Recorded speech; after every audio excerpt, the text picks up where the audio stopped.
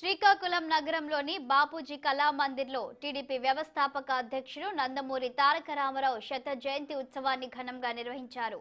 TDP సాంస్కృతిక విభాగం అధ్యక్షుడు గుత్తు చిన్నారావు ఆధ్వర్యంలో ఈ ఉత్సవం జరిగింది. మాజీ ఎమ్మెల్యే గుండా లక్ష్మీదేవి జ్యోతి ప్రజ్వలన చేసి కార్యక్రమాన్ని ప్రారంభించారు. వివిధ ప్రాంతాల నుంచి వచ్చిన కళాకారులు దుర్యోధనుడు, రావణుడు, సత్య హరిశ్చంద్ర, శ్రీకృష్ణ దేవరాయలు, అల్లూరి సీతారామరాజు ఏకపాత్ర అభినయం ప్రదర్శనలు నిర్వహించారు. అలాగే సినీ గీతాలు ఆలపించారు. ఎంపీ కింజరాపు రామ్మోహన్ నాయుడు మాట్లాడుతూ నటనలో ఎన్టీఆర్ను మించిన వారెవ్వరూ లేరన్నారు. మాజీ మంత్రి కళా వెంకట్రావు మాట్లాడుతూ రాష్ట్రంలో తెలుగు తేజం, తెలుగు భాష సాంస్కృతిక వైభవం పునరావృతమవుతుందన్నారు. ఈ కార్యక్రమంలో మాజీ మంత్రి గుండా అప్పల సూర్యనారాయణ, మాజీ ఎమ్మెల్యే గుండా లక్ష్మీదేవి, టీడీపీ ప్రధాన కార్యదర్శి గౌతు శిరీష, చౌదరి ధనలక్ష్మి, చౌదరి బాబ్జీ, ఎన్టీఆర్ అభిమానులు, కళాకారులు పాల్గొన్నారు.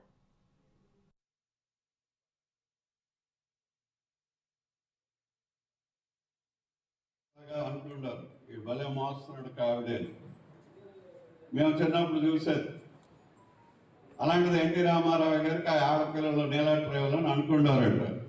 ఎంత అందంగా ఉన్నాడు, భలేగా మోస్తున్నాడు కావిడి అని చెప్పి. అంటే వాళ్ళ అమ్మకి నీళ్ళు తెచ్చి ఇచ్చినటువంటి పరిస్థితి.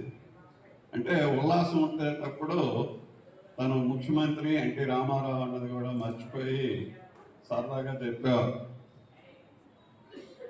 అట్లాగే సినిమాల్లో కూడా సినిమాలు అనేటటువంటివి ఆయన శాసించారు. ఇందాక మేము లోన్ కడుగు పెడుతున్నాం, మన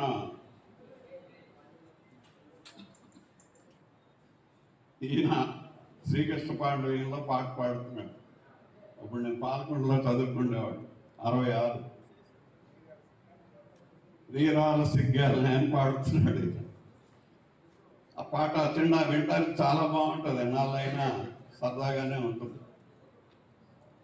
కానీ అందులోనే ఒక సీన్ ఉంటుంది. ఎవడైనా చెప్పిన మాట వినకపోతే వాడి కర్మ, మనం ఏం చేస్తాం అనేవాడు. ఏమో అంతేనా.